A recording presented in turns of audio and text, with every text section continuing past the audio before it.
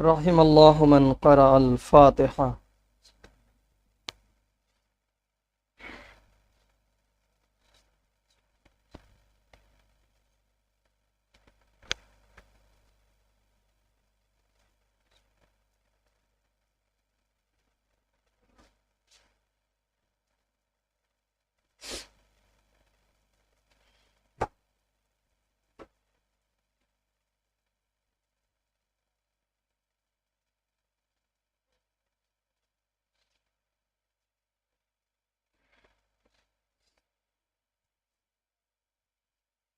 لا حول ولا قوة إلا بالله العلي العظيم۔ أعوذ بالله من الشيطان الرجيم، بسم الله الرحمن الرحيم، الحمد لله رب العالمين، والصلاة والسلام على أشرف الأنبياء والمرسلين، سيدنا ونبينا وشفيع مذنبينا أبي القاسم المصطفى محمد، اللهم صل على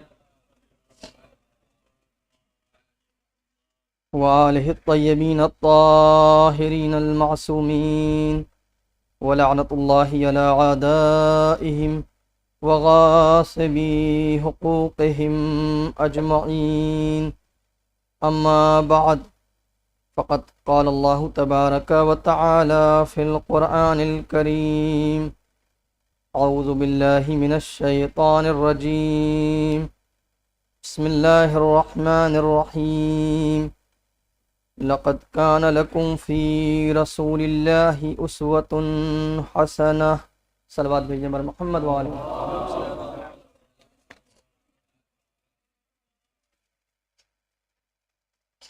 حضرات، سے پہلے کہ اپنے بیان کا آغاز کروں، آپ سے گزارش ہے ایک مرتبہ سورہ حمد اور 3 مرتبہ سورہ اخلاص کی تلاوت فرما کر مرحوم سید حیدر عباس نقوی ابن سید فضل احمد نقوی کی روح کو ایصال۔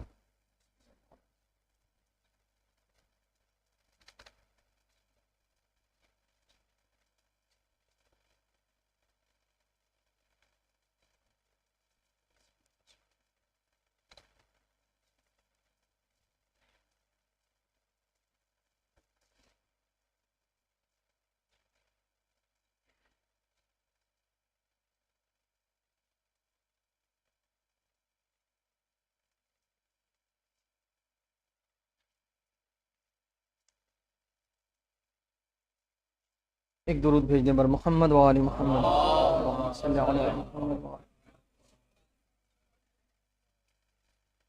حضرات، آج کی اس مجلس کے لیے اس آیت کو عنوان قرار دیا ہے، وہ بہت مشہور معروف آیت کریمہ ہے: لقد کان لکم فی رسول اللہ اسوۃ حسنہ۔ تمہارے لیے رسول اللہ صلی اللہ علیہ وآلہ وسلم اللہم صلی علی محمد وآلہ کی حیات طیبہ میں بہترین نمونہ عمل موجود ہے۔ البتہ مناسبت آپ کے پیش نظر ہے شب شہادت امام زین العابدین علیہ السلام صلی اللہ علیہ وسلم۔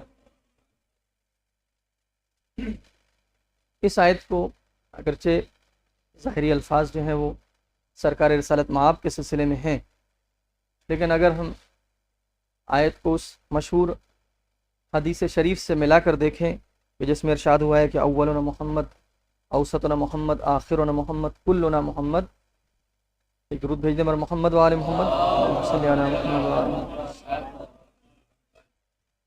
تو اس کا مطلب اگر یہ کہا جا رہا ہے یہاں پر کہ تمہارے لیے سرکار رسالت مآب کی زندگی بہترین نمونہ عمل ہے، تو آپ کی حیات طیبہ کے صرف وہ 63 سال نہیں ہیں یا وہ 23 سال نہیں ہیں کہ جس میں بظاہر منصب رسالت ملنے کے بعد اور پہلی وحی نازل ہونے کے بعد جو سلسلہ رہا ہے آپ کی نبوت و رسالت کا، صرف اتنا حصہ مراد نہیں لیا جائے گا۔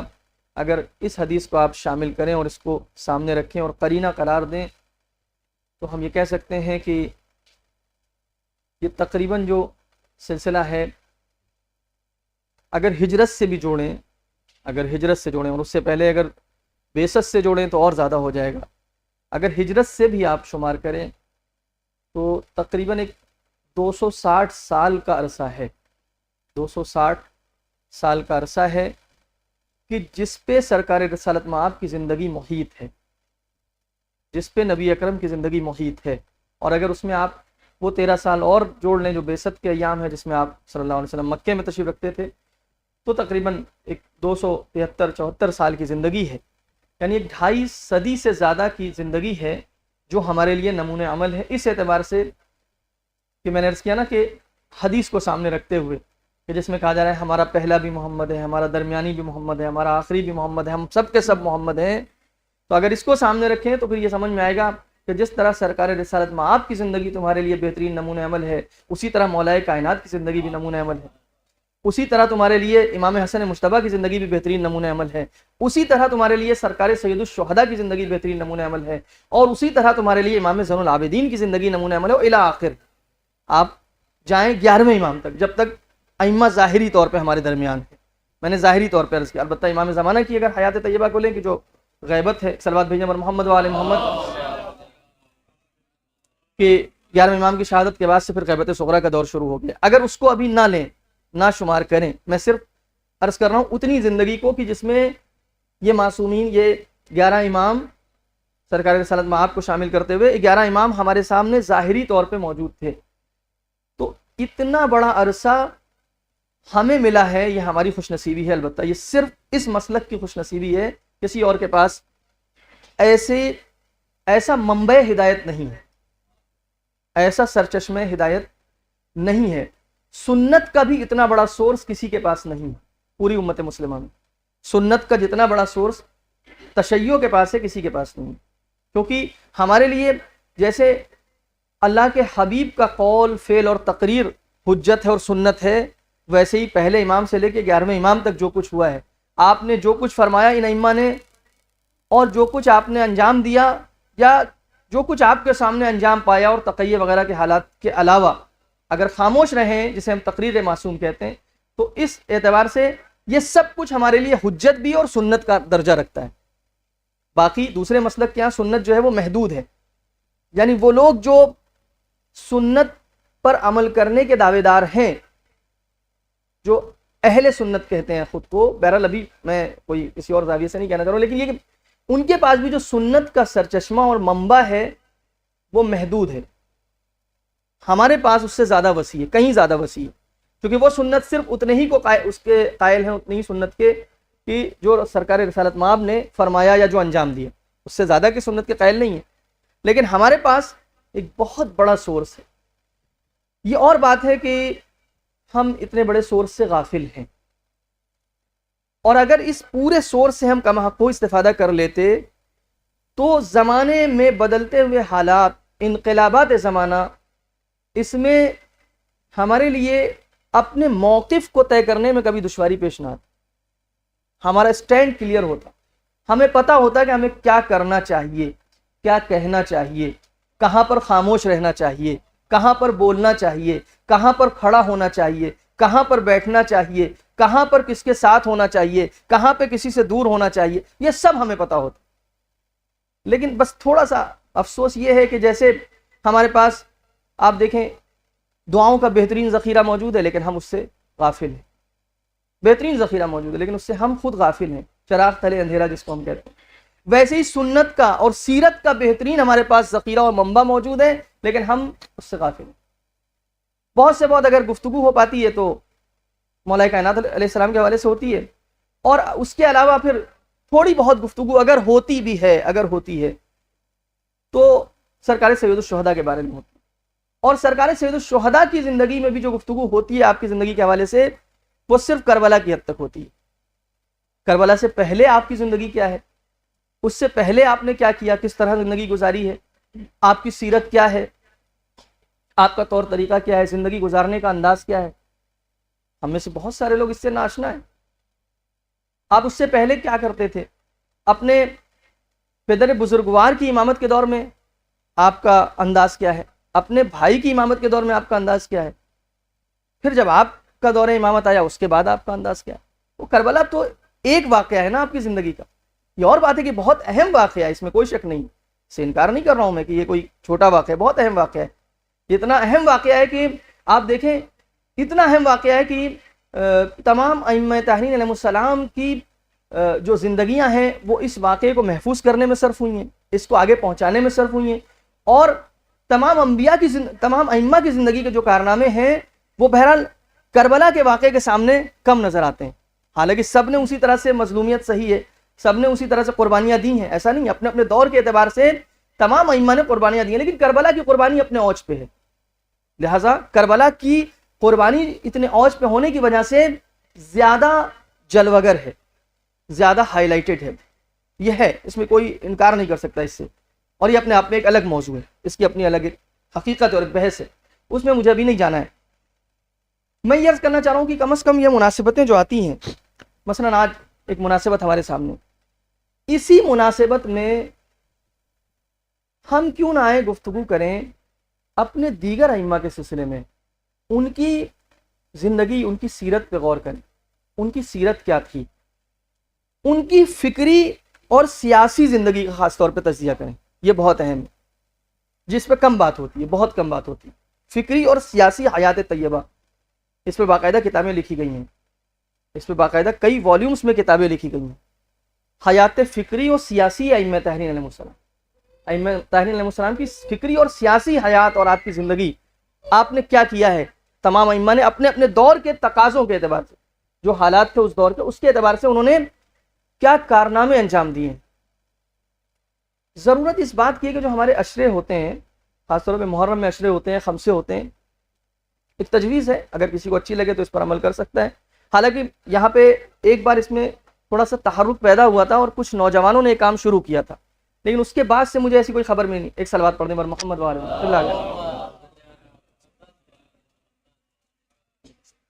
ایک اور صلوات پڑھنے پر محمد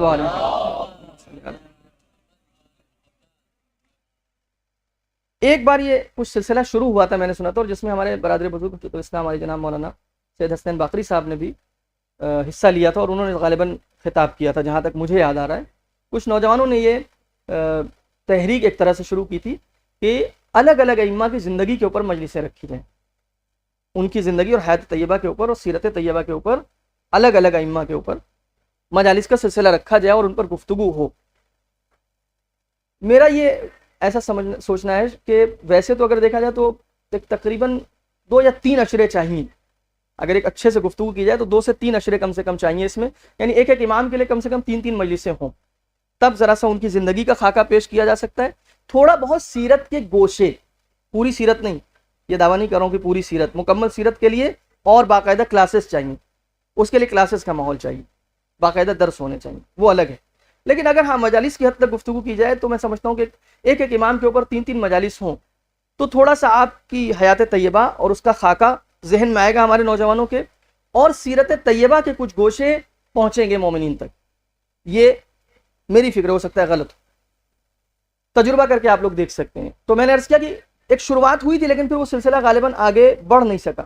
ابھی ایام عزا کا سلسلہ ہے, جاری ہے ایام, اس میں اگر کوئی بندہ مومن اس کو یہ بات اچھی لگے اور سمجھ میں آئے تو اس پر کوشش کر سکتا ہے. باقی ایک بات اور عرض کر دوں, میں جو بات یہاں بھی عرض کرنے جا رہا ہوں, جو باتیں, یہ خطابت نہیں ہوگی, یہ ایک سنجیدہ گفتگو ہوگی. پہلے سے آپ لوگ اپنے اذہان عالیہ کو اس اعتبار سے آمادہ رکھیے گا, یہاں خطابت نہیں ہو پائے گی, چونکہ میں کرنا نہیں جانتا ہوں, میری مجبوری ہے, آپ کی مجبوری نہیں. ایک صلوات بھیجنے پر محمد آپ کی مجبوری یہ ہے کہ آپ پھنس گئے ہیں مجھ جیسے خطیب کے سامنے. ایک اور صلوات بھیجنے پر محمد محمد. تو یہاں پر ایک سنجیدہ گفتگو ہوگی کچھ دیر امام علیہ السلام کی حیات طیبہ اور ان کی سیرت, اور جو جیسا میں نے عرض کیا کہ آپ کی فکری اور سیاسی زندگی اور آپ کے وہ اہم ترین کارنامے, پہلے آپ کی شخصیت اور اس کے بعد آپ کے اہم ترین کارنامے آپ نے جو اپنی زندگی میں انجام دیے ہیں, اس پر جتنا وقت ملے گا میں عرض کروں گا آپ کی خدمت میں. لیکن جیسے میں نے عرض کیا آپ کی خدمت میں کہ اگر یہ سلسلہ شروع ہو تو بہت اچھا ہے, اور اس پر گفتگو ہونا چاہیے, ضرورت ہے اس بات کی. آج ہمارے نوجوان سوال کرتے ہیں کہ بھئی ہمیں دیگر ائمہ کے بارے میں صحیح سے نہیں بتایا گیا, ہمیں نہیں معلوم. لکھنؤ جیسے شہر عزا میں, لکھنؤ جیسے علم کے مرکز میں اگر یہاں کے عوام، یہاں کی عوام اور یہاں کے نوجوان تشنا رہ جائیں تو یہ ہمارے لیے مایہ تاسف ہے، یہ ہمارے لیے افسوس کا مقام ہے، مجھ جیسے طالب علموں کے لیے افسوس کا مقام ہے۔ خیر، میں جلدی کچھ باتیں عرض کروں گا چونکہ وقت زیادہ نہیں ہے۔ چوتھے امام علیہ السلام کی زندگی کا پہلے ایک مختصر خاکہ، ایک صلوات پڑھنے پر محمد و آل محمد۔ ولادت باسعادت جو ہے وہ جیسا کہ زیادہ تر منابع میں ذکر ہوا ہے کہ آپ کی ولادت باسعادت 15 جمادی الاولیٰ سن 38 ہجری میں ہوئی ہے۔ البتہ اس میں اختلاف ہے سن کے بارے میں، 35، 36، 38 اس طرح کے الگ الگ اقوال ہیں، لیکن جو زیادہ مشہور قول ہے وہ 38 ہجری میں آپ کی ولادت باسعادت ہے۔ آپ کی ولادت باسعادت جو ہے وہ مدینہ منورہ میں ہوئی ہے، سب کو معلوم ہے، اور بعض لوگ جو ہیں وہ اس روایت کے قائل ہیں، اور یہ روایت بھی ہے قول کہ آپ کی ولادت باسعادت 5 شعبان کو ہوئی، کہ ایران اور عراق میں جو ہے وہ 5 شعبان کو امام کی ولادت کا جشن منایا جاتا ہے، ایران اور عراق میں، لیکن ہمارے یہاں ہندوستان میں یا بر صغیر میں سمجھتا ہوں یہ 15 جمادی الاولیٰ والی تاریخ زیادہ مشہور ہے، اور زیادہ تر منابع میں اور سورسز میں یہی 15 جمادی الاولیٰ کی تاریخ نقل ہوئی ہے۔ اپنی عمر مبارک کے 2 سال اپنے جد کا دور دیکھا ہے، جد کی امامت کا دور، یعنی مولا کائنات علیہ السلام۔ اگر 38 ہجری کو لیتے ہیں آپ تو 2 سال آپ نے اپنی عمر مبارک میں 2 سال اپنے جد امجد مولا کائنات کی امامت کا دور دیکھا ہے، 10 سال اپنے ام محترم امام حسن مجتبیٰ علیہ السلام کی امامت کا دور دیکھا ہے 40 ہجری سے لے کے 50 ہجری تک، اور پھر 10 سال اپنے پدر بزرگوار کی امامت کا دور دیکھا ہے سن 60 ہجری تک، چونکہ 61 کی شروعات میں تو امام کی شہادت ہو گئی۔ تو اس طرح سے یہ امامتوں کا دور چوتھے امام علیہ السلام نے دیکھا ہے، یہ امامت ہے۔ اور اس کے بعد خود جب آپ نے عہدہ امامت سنبھالا ہے تو ایک لمبا عرصہ ہے عہدہ امامت آپ کا، بہرحال ایک اچھا عرصہ ہے نسبتاً دوسرے ائمہ کے نسبت، یعنی تقریباً جو مشہور قول ہے اس کے مطابق 94 ہجری بھی ہے، لیکن 95 ہجری زیادہ مشہور ہے۔ 95 ہجری کو اگر آپ لیتے ہیں امام کی شہادت تو اس اعتبار سے 35 سال امام علیہ السلام کی امامت کا دور رہا ہے، اور یہ وہ امام ہے جس نے عہدہ امامت سنبھالنے کے بعد پہلا حکم جو دیا ہے وہ یہ دیا ہے کہ خیموں سے باہر نکلا جائے، ایسے امام ہے۔ اور یہ بھی مظلومیت کا ایک باب ہے اپنے آپ میں کہ وہ ناموس رسول کے جن کا پردہ مشہور ہے اور جن کے گھر سے پردے کا چلن چلا ہے، جہاں کیفیت یہ ہے کہ اگر اس گھر کی خواتین اپنے نانا کی مزار پہ زیارت کرنے کے لیے جائیں تو شب کی تاریکی میں جائیں، شب کی تاریکی کا پردہ ہو، اس کے ساتھ جو چراغ ہوں ان کی لو کو یا کم کر دیا جائے یا بجھا دیا جائے، تاکہ کسی بھی فرد بشر کی نگاہ ان کی اس قد و قامت پہ نہ پڑنے پائے، اتنا اہتمام جہاں کیا جاتا ہو۔ وہاں اس امام کے لیے یہ بہت سخت، مسائب نہیں پڑھ رہا ہوں لیکن آپ اس کو کبھی اس زاویے سے سوچئے گا کہ بڑی سخت منزل ہے کہ ابھی تو غش کے عالم میں ہیں، اور جب شانہ ہلا کے سوال کیا جاتا ہے کہ امام سے پہلا سوال کہ خیموں میں جل کے ختم ہو جائیں یا باہر نکلیں، تو اب جان کا بچانا فرض ہے اور امام حسین کے مشن کو بچانا ضروری ہے، لہذا کہا جاتا ہے کہ آپ باہر نکلیں۔ یہ خود ایک اپنے آپ میں چیپٹر ہے، اگر اس پر بات کی جائے میرے سے، یہ خود اپنے آپ میں مظلومیت کا ایک عنوان ہے چوتھے امام علیہ السلام، اور بہت ساری باتیں۔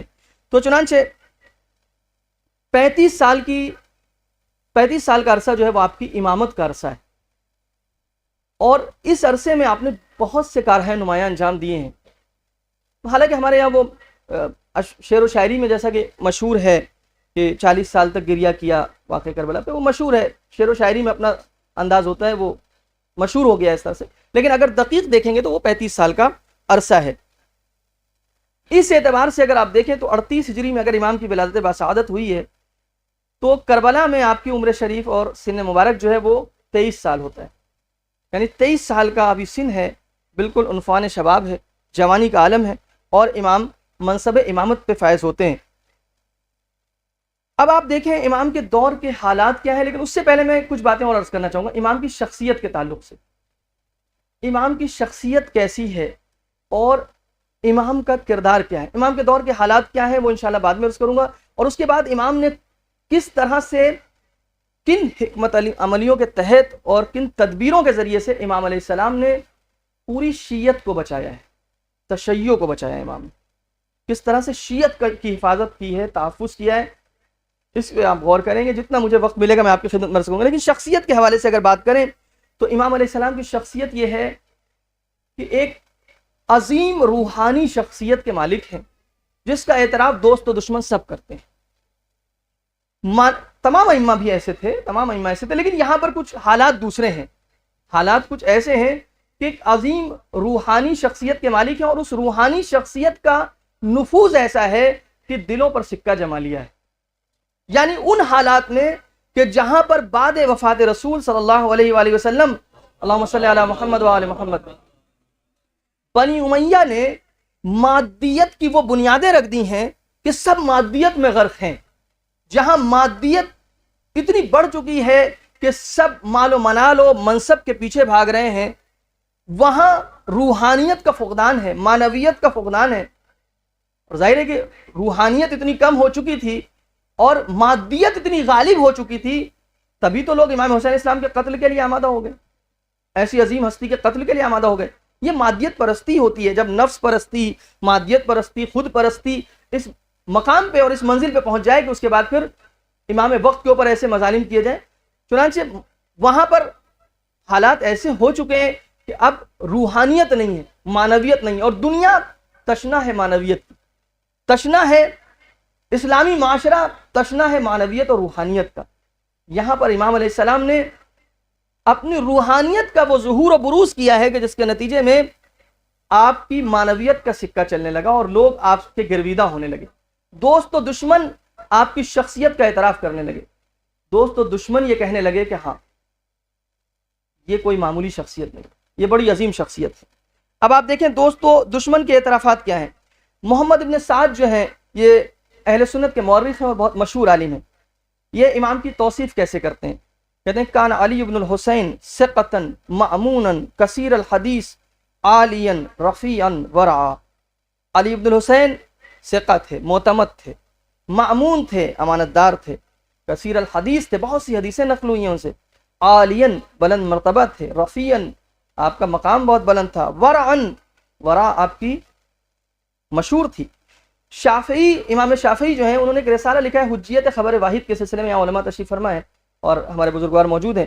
خبر واحد کی حجیت کے سلسلے میں انہوں نے ایک رسالہ لکھا، وہ ایک الگ بحث ہے خبر واحد کیا اور اس کی حجیت، ابھی اس کو میں واضح نہیں کر پاؤں گا آپ کے لیے، کبھی اور موقع ہوا تو عرض کروں گا۔ اس میں لکھتے ہیں کہ وجدت علی بن الحسین وہو افقہ اہل المدینہ یعول علی خبر الواحد، یعنی اس پہ استدلال کرتے ہیں کہ خبر واحد پر بھروسہ کر سکتے ہیں کہ نہیں، تو کہتے ہیں کہ علی بن الحسین کو میں نے پایا، اور اس کے بعد پھر بریکٹ میں کہتے ہیں وہو افقہ اہل المدینہ، اہل مدینہ میں جو سب سے زیادہ دین شناس تھے۔ یہاں فقیہ کا مطلب میں آپ کی خدمت میں عرض کر دوں، آپ کی خدمت دیکھیں، توجہ کیجئے کہ آج کے دور میں فقیہ کے معنی کچھ اور ہیں، اس دور میں فقیہ کا مطلب کچھ اور تھا، چونکہ زمانے کے اعتبار سے بھی لفظ کے معنی تبدیل ہوتے رہتے ہیں۔ آج ہم فقیہ جب کہتے ہیں تو آج ہماری مراد صرف یہ ہوتی ہے کہ وہ انسان، وہ غیر معصوم جو فروع دین کے معاملات کا ایکسپرٹ ہو۔ میں سادہ لفظوں میں عرض کرتا ہوں، جو فروع دین کے معاملات میں، فروع دین کے لیے جو منابع معین کیے گئے ہیں، اس میں سے دین کے احکام کو وہ نکال سکتا اور اس میں اس کی ایکسپرٹیز ہو۔ آج کے دور میں فقیہ ہے، لیکن اس دور میں فقیہ جب کہا جاتا تھا تو مراد صرف فروع دین نہیں ہوتی تھی، مکمل دین شناس، یعنی جس کو مکمل طور پہ دین کا گہرا علم ہو۔ اب اس تناظر میں آپ دیکھیے گا کہ اگر امام حسین علیہ السلام جناب حبیب ابن مظاہر کو خط میں لکھ رہے ہیں من حسین ابن علی الی الرجل الفقیہ، یہ خط حسین ابن علی کی طرف سے رجل فقیہ کے لیے، تو فقیہ کا مطلب یہ نہیں کہ جناب حبیب ابن مظاہر صرف اور صرف جو ہیں وہ فروع دین کے مجتہد ہیں، نہیں نہیں، دین شناس کو لکھ رہے ہیں خط، ایک ایسا دین شناس کہ جسے حسین ابن علی دین شناس ہونے کی سند دے رہے ہیں، جسے کوئی عام انسان نہیں کہہ رہا ہے دین شناس، امام وقت کہہ رہا ہے یہ دین شناس ہے، یہ دین شناس ہے، دین شناس بھی تھے، فرض شناس بھی تھے، سمجھتے تھے مجھے کیا کرنا ہے اس وقت۔ مولانا عباس کے لیے ہم نے دوسری چیزوں کے حوالے سے بہت سنا ہے، شجاعت ان کی، زیادہ تر شجاعت کا ہی ذکر ہوتا ہے، لیکن جو ذکر کیا تھا امام جناب عباس کے لیے جو ذکر ہوا ہے وہ یہ کہ فقیہ تھے، فقیہ تھے جناب عباس علیہ السلام۔ اس اعتبار سے آپ کی شخصیت کو پہچاننے کی ضرورت ہے کہ فقیہ تھے، یا امام فرماتے ہیں نافذ البصیرہ تھے۔ نافذ البصیرہ یعنی بصیرت ایسی تھی کہ تیر ہمیشہ ہدف پہ لگتا تھا، تیر ہمیشہ ہدف پہ لگتا تھا، ایسی بصیرت کے مالک تھے۔ ہم صرف شجاعت، اور شجاعت بھی کیسی، وہ شجاعت کی جو ہمارے ذہنوں میں ہے، ہمارے معیار کی شجاعت، معاف کیجیے گا میں یہ بات بہت کھل کے عرض کر رہا ہوں، ہمارے معیار کی شجاعت وہ شجاعت الگ ہے. میں نے ایک بات کہی ہے، جناب عباس کی شجاعت اطاعت امام میں تھی، شجاعت ہی اطاعت امام میں تھی. آپ کی شجاعت تلوار چلانے میں نہیں تھی، ورنہ پھر کربلا کے میدان میں آپ کیا کہیں گے. شجاعت یہی تھی، شجاعت اصل میں یہ ہے کہ انسان اپنے نفس کا اسیر نہ ہو، امام وقت کا مطیع ہو. اصل شجاعت یہ ہے. ورنہ ایسے تو شجاع دنیا میں بہت پڑے ہیں کہ جو وقت بے وقت تلوار نکال لیا کرتے ہیں، وقت بے وقت جو ہے وہ کسی کے لجام فرس پہ ہاتھ ڈال دیتے ہیں. اسی لیے وہاں پہ نہیں کہا، جناب حر کے لیے نہیں کہا کہ اس وقت شجاع ہے کہ جب انہوں نے یہ جسارت کی ہے، کہ اس وقت تحور ہے. تحور وہ صفت ہے جو مذموم ہے، بری صفت ہے. اس میں تمام جو اچھی صفات ہیں ان کا ایک بیلنس پوائنٹ ہے اور ایک اس کا ایکسٹریم، یعنی ٹو سائڈس آف ایکسٹریم ہے، کم یا زیادہ، افراط و تفریط، زیادتی اور کمی. اس میں اگر شجاعت حد سے زیادہ بڑھ جائے اس کا اظہار تو اسے تحور کہتے ہیں. بخدا فارس سے میدان تحور تحور، یہاں سے شروع کیا ہے مرثیے کو، کہ وہاں پہ تحور ہے. شجاعت تو یہ تھی کہ جب شب عاشور اپنے آپ کو جنت و جہنم کے درمیان پایا اور ایک طرف تمام آسائشیں سامنے موجود تھیں، شجاعت یہاں پہ تھی کہ اپنے نفس کی خواہشوں کو کچل کے امام حسین کے خیمے میں آ گئے. یہ شجاعت تھی، یہ بہادری تھی. ایسی بہادری تھوڑی کسی کے پاس ہوتی ہے. اصل شجاعت یہ تھی میرے عزیزوں. ایسے میں پتا چلتا ہے کہ ہمت کتنی ہے ہمت کی نفس کا مقابلہ کر سکو. سورماؤں کا مقابلہ کرنا آسان ہے، اپنے آپ سے لڑنا سخت ہے. اپنے آپ سے لڑ کے آئے اور شجاعت کا مظاہرہ کیا ہے. بازوؤں میں طاقت ہے مگر امام کی نگاہوں پہ نظر ہے. ہاں جناب عباس کے بازوؤں میں طاقت ہے لیکن امام کے اشاروں پہ نظر ہے. امام اشارہ کرے تو ان بازوؤں کا استعمال کیا جائے، امام کا اشارہ ہو تو اس تلوار کا استعمال کیا جائے. یہ ہے اصل شجاعت میرے عزیزوں. یہ وہ شجاعت ہے جو فضیلت ہے، یہ وہ شجاعت ہے جو فضیلت ہے. وہ شجاعت فضیلت نہیں ہے کہ جس کے اندر انسان اپنے نفس کا اسیر ہو جائے اور جہاں بھی ہو اپنے زور بازو کو دکھانے لگے، اپنی طاقت کو دکھانے لگے، اپنی مسل پاور کا استعمال کرنے لگے. نہیں، شجاعت تو یہی ہوتی ہے کہ کہیں پر دشمن جسارت کرے اور آپ سینے سے اتر آئیں. یہ اصلی شجاعت ہے. تاکہ ویسے تو شائبہ نہیں ہے کہ وہاں نفس ہے کہیں پہ، لیکن ہاں کسی کو یہ شائبہ پیدا نہ ہو کہ کہیں ایسا تو نہیں ہے کہ علی نے اس لیے قتل کر دیا کہ اس نے جسارت کی تھی. کہ اس وقت اتر آئیں گے اور اس کے بعد یہ بھی بتا دیں گے کہ دیکھو دشمن کے سینے سے اتر آئے تو اس کا مطلب یہ نہیں ہے کہ دشمن ہم سے فرار کر سکتا ہے. یہ بھی شجاعت ہے.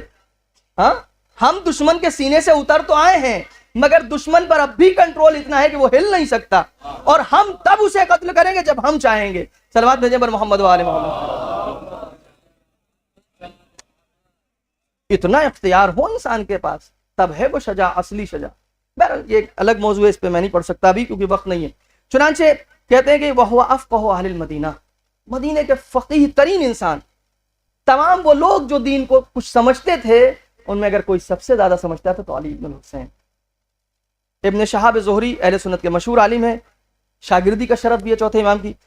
کان الزہری اذا ذکر علی ابن الحسین یبکی ویقول، جب ان کے سامنے چوتھے امام کا تذکرہ ہوتا تھا تو گریہ کرتے تھے اور کہتے تھے زین العابدین، عبادت گزاروں کی زینت. یہ دوسرا کہہ رہا ہے، یہ غیر کہہ رہا ہے. اور انہوں نے یہ بھی کہا علی ابن الحسین اعظم الناس منتا علیہ، علی ابن الحسین کا احسان میری گردن پہ سب سے زیادہ ہے. اور یہ کہتے تھے ما رأیت احدا افقہ من علی ابن الحسین، میں نے علی ابن الحسین سے زیادہ کسی کو فقیہ نہیں پایا، کسی کو دین شناس نہیں پایا. حتیٰ بعض مروانی لوگ جو مروان ابن حکم اور اس کے ماننے والے تھے اور ان کے فالوورز تھے، وہ کبھی کبھی اس کے اوپر طنز کرتے تھے، زہری کے اوپر کبھی کبھی ان کے اوپر طنز کرتے تھے اور کہتے تھے یا زہری ما فعل نبیک، تمہارے نبی نے کیا کیا. نبی سے مراد وہ کہتے تھے یعنی علی ابن الحسین، طنز میں کہتے تھے، یعنی تمہارے لیے تو وہ تمہارے سب کچھ ہے نا، گویا تمہارے لیے نبی ہیں. ابو حازم محدث ہیں، کہتے ما رأیت ہاشمیا افضل من علی ابن الحسین ولا افقہ من، میں نے ہاشمی جتنے افراد تھے، بنی ہاشم کے جو لوگ تھے، ان میں علی ابن الحسین سے زیادہ کسی کو فقیہ نہیں پایا، نہ ان سے زیادہ کسی کو افضل پایا، نہ ان سے زیادہ کسی کو فقیہ پایا، دین شناس پایا. جاہز یہ کہتے ہیں کہ علی ابن الحسین کی شخصیت کے بارے میں شیعہ، معتزلی، خارجی عام و خاص سب یکساں سوچتے تھے، سب یکساں سوچتے تھے، یہاں تک کہ خارجی کا بھی انہوں نے ذکر کیا اور کہتے تھے ان میں سے کسی ایک کو بھی، ان گروہوں میں سے کسی ایک کو بھی چوتھے امام کے دوسروں پر افضل ہونے میں شک و شبہ نہیں۔ سوچیں، یعنی دشمن کے سامنے، غیروں کے سامنے، دوسرے افکار رکھنے والے، دوسرا عقیدہ رکھنے والے افراد کے سامنے اپنی شخصیت کا ایسا لوہا منوا لینا کہ سب کہیں کہ یہ سب سے افضل ہے، چاہے وہ شیعہ ہو، چاہے وہ معتزلی ہو، چاہے وہ خارجی ہو، چاہے وہ عام ہو، چاہے وہ خاص ہو، سب کہیں کہ یہ سب سے افضل ہے، یہ ان کا مقام سب سے بلند ہے۔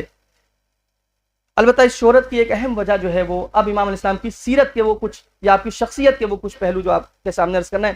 ایک وجہ، وہ اہم وجہ جو ہے وہ آپ کی دعاؤں کے کچھ جملے کہ جو زبان زد خاص و عام تھے، وہ خوبصورت جملے جو امام علیہ السلام نے دعا کی شکل میں اسلامی معاشرے کو ہدیہ کیے، وہ خوبصورت انداز دعا، خوبصورت انداز مناجات، کیسے مالک سے راز و نیاز کی جاتی ہے، کیسے اللہ کو پکارا جاتا ہے، کیسے اس سے خلوت میں گفتگو کی جاتی ہے، کیسے اس سے اپنے گناہوں کی توبہ طلب کی جاتی ہے، کیسے مالک سے خطاب کیا جاتا ہے۔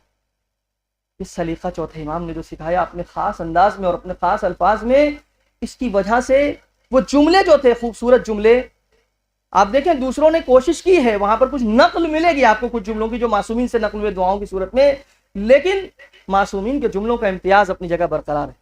جب بھی کوئی معصومین کے جملے دعاؤں کے پڑھتا ہے تو سمجھ میں آتا ہے کہ یہ کیا ہے، یہ کیا کہہ دیا کہنے والے نے، یہ کون تھا جس کو ایسی معرفت تھی خدا کی، یہ کون تھا جو آواز دے رہا تھا کہ ماذا وجد من فقدک ومن الذی فقد من وجدک، جس نے تجھے پا لیا اس نے کھویا کیا، جس نے تجھے کھو دیا اس نے پایا کیا۔ اور یہ کون تھا جس نے صرف زبان سے جملے نہیں کہے تھے بلکہ کربلا کے میدان میں عملی کر کے دکھایا تھا کہ اے خدا میں سب کچھ کھو کے تجھے پا رہا ہوں، اے میرے مالک میں سب کچھ کھو کے تجھے پا رہا ہوں۔ اور اسی لیے جیسے جیسے سب کچھ کھو رہے تھے چہرہ کھلتا جاتا تھا، ہم سب کچھ کھو کے غمزدہ ہوتے ہیں، وہ سب کچھ کھو کے مسرور ہو رہے تھے، اس لیے کہ خدا سے قریب ہو رہے ہیں، پا رہے ہیں نا اس کو، اب اس ذات تک پہنچ رہے ہیں جہاں تک پہنچنا مقصود ہے، اس لیے سب کھو رہے ہیں لیکن پا رہے ہیں۔ اور جسے یہ احساس ہو جائے کہ یہ سب کچھ کھو جائے کوئی مسئلہ نہیں ہے لیکن میں اسے پالوں، وہ سب سے بڑی دولت ہے، وہ سب سے بڑی نعمت ہے، تو پھر اسے کسی چیز کے کھونے کا غم نہیں ہوتا۔ ہمارے چند پیسے کھو جاتے ہیں تو ہماری حالت بگڑ جاتی ہے، ہمارا تھوڑا سا مال و منال کھو جاتا ہے، مال و اسباب کھو جاتا ہے تو پریشان ہو جاتے ہیں۔ وہاں گود کے پالے کھو دیے، مسائب نہیں پڑھ رہا ہوں لیکن آپ محسوس کریں میرے عزیزوں، یہ کون سی ہستیاں ہیں جو ایسے راز و نیاز کرتی ہیں مالک کی بارگاہ میں۔ اگر میں رک رک کے عرض کروں گا تو بہت ساری باتیں ہیں، وقت چلا جائے گا۔ عبادت امام آپ کو معلوم ہے، اس میں کچھ کہنے کی ضرورت نہیں، مگر میں صرف چند گوشے آپ کی خدمت میں عرض کر دوں جلدی جلدی۔ عبادت ایسی ہے کہ اگر عبادت کے بارے میں بات کی جائے تو یہی کہہ دینا کافی ہے کہ آپ کو سید الساجدین کہا گیا اور زین العابدین کہا گیا، بس یہی کافی ہے آپ کی عبادت کو بتانے کے لیے کہ وہ شخصیت ہے کہ جسے دنیا سید الساجدین کہتی ہے، سجدہ کرنے والوں کے سردار، زین العابدین کہتی ہے، عبادت گزاروں کی زینت۔ آپ دیکھیں ہاشمی خاندان میں کون عبادت گزار نہیں، ہاشمی خاندان میں کون سجدہ کرنے والا نہیں ہے، کس کی عبادتوں میں کمی ہے، سب عبادت گزار ہیں۔ لیکن میرے عزیزوں اگر اس میں کسی کو یہ کہا جا رہا ہے کہ یہ زین العابدین ہے، اس میں کسی کو کہا جا رہا ہے یہ سید الساجدین ہے، اس کا مطلب کسی خاص مقام تک پہنچ گئے۔ البتہ میں یہاں پہ ایک بات عرض کر دوں آپ کی خدمت میں جلدی سے، کہ جب کسی نے چوتھے امام علیہ السلام کی تعریف کی کہ آپ اتنے سجدے کرتے ہیں، آپ اتنی عبادتیں کرتے ہیں، کہا نہیں۔ آپ اتنی نمازیں پڑھتے ہیں، کہا نہیں نہیں، میں تو کچھ نہیں کرتا، عبادت تو میرے جد امیر المومنین کرتے۔ اللہ، آپ دیکھ رہے ہیں جو زین العابدین ہے، جو سید الساجدین ہے، جب اس کے سامنے اس کی عبادتوں کی تعریف ہوتی ہے تو کہتا ہے نہیں، عبادت تو میرے جد امیر المومنین علی بن ابی طالب کیا کرتے تھے، میں تو کچھ نہیں کرتا ہوں، میں اس کے مقابلے میں کچھ نہیں کرتا۔ اب یہاں سے مولا کائنات کی عبادت کو انسان سوچے کہ کیا ہو سکتی ہے۔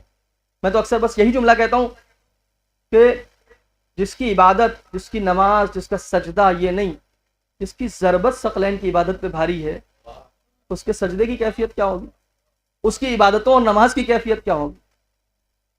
اور پھر یہ ہمارے لیے لمحہ فکریہ ہے کہ صاحب میزان جو نصب کی جائے گی وہ کوئی ایسا ترازو تو ہوگا نہیں جیسے سامان تولنے والا ترازو ہوتا ہے۔ علماء تو یہ بیان کرتے ہیں میزان اعمال جو ہے وہ اعمال اہل بیت ہیں۔